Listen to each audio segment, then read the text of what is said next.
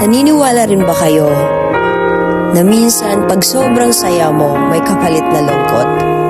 Diba? Kung sobrang lungkot mo naman, may kapalit na saya. Alam nyo, ako naniniwala ako dyan dahil minsan napatunayan ko na yan. Kaya kung may nangyari man sa inyo, masaya or malungkot, huwag kayong mag-alala. Okay?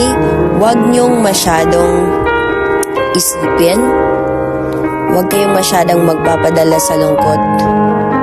Huwag kayong magpapadala masyado sa saya. Tandaan nyo yan. Dahil lahat yan may kapalit. Kasi syempre, kung masakit yan ngayon, kung napagdaanan mo man ng lungkot, problema, di ba?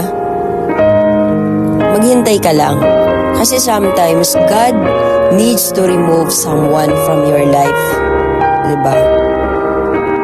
Para mabigay niya yung best para sa'yo. There's a beautiful purpose for every pain. Tandaan niyo yan.